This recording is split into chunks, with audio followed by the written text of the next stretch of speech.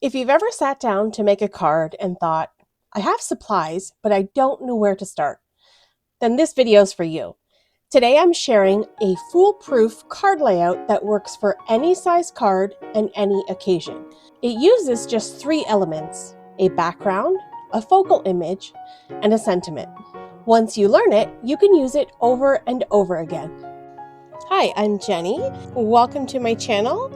Here you're going to find tons of paper crafting and card making tutorials and inspiration. So let's jump into today's video. We're going to start with the basic supplies that we'll need. We're going to need some adhesive, some card bases, and some cardstock panels. We'll also need a background, any pattern paper or backgrounds that you've made, along with a focal image. Today I've got a stamp set and potentially a die set if you have a die cutting machine. If not, you can just cut out a shape with scissors or your trimmer. The first element for our foolproof card design is the background. As I mentioned, you can use some backgrounds that you've made using different techniques and whatnot. Today I'm just using this simple pattern paper. It's a very quick and simple card to put together.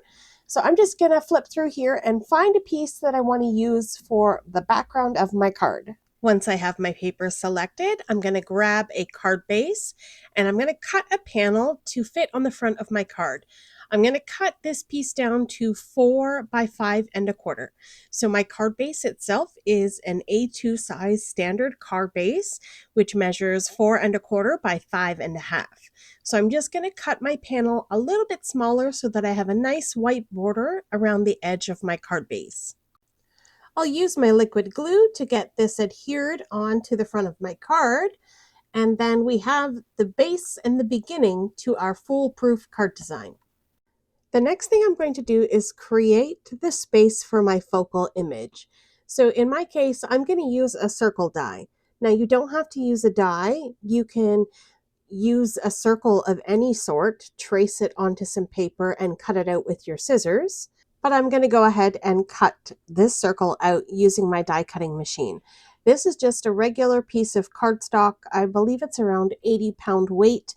It doesn't really matter because it's going to be glued right down to my card base.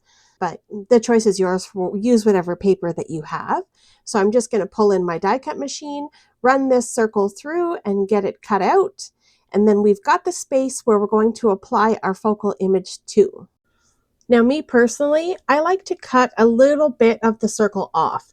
I like to make the focal element look like it's sort of breaking outside the perimeter of the card base. I think it just adds a little bit of interest to the card. So I just trim off a little piece because I'm going to glue this right up against the border of my background. All right, so now that I have my circle, I need to get my focal image and stamp my image onto my circle. And for that, I'm going to use this extra large butterfly from the Gina K Designs Nature Walk stamp set. This is a beautiful set. Now, if you have the coordinating dies, you can even level this up and stamp the butterfly and pop it up so it looks more three-dimensional. But again, this is just a basic card. So I'm just going to go straight to stamping directly on this circle. So I've got the butterfly loaded up onto an acrylic block, and I'm using some Distress Oxide Faded Jeans ink. I think the color will match nicely. And I'm going to try to center this butterfly. It's going to hang off the edge of the circles and give the ink a second to transfer onto the paper. And perfect. Love the way that looks.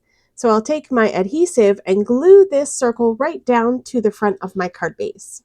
All right, now the last step, the third element that we're going to need is a sentiment. I have this little bin of sentiments that I've created over time. Just whenever I'm bored and I'm not sure what to make in my craft room, I go through some of my stamp sets and I pick out some of the most used sentiments, and I stamp them and I die cut them and I store them in this little bin so that I have tons of different sentiments that I can dig through whenever I feel like doing something quickly.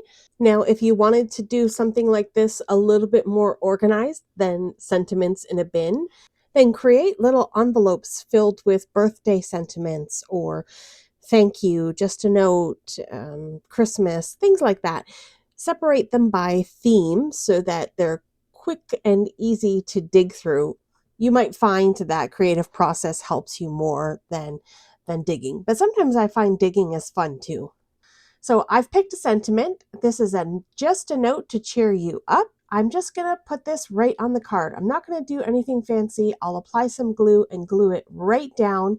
And then that's it. There's our 3 basic elements: a background, a focal image, and a sentiment. That's all you need to make a handmade card. Now here's a very simple way that you can elevate your handmade card. So this is the exact same card. The difference here is that I've used a black piece of cardstock to mat around my background, as well as a black piece of cardstock around my focal image.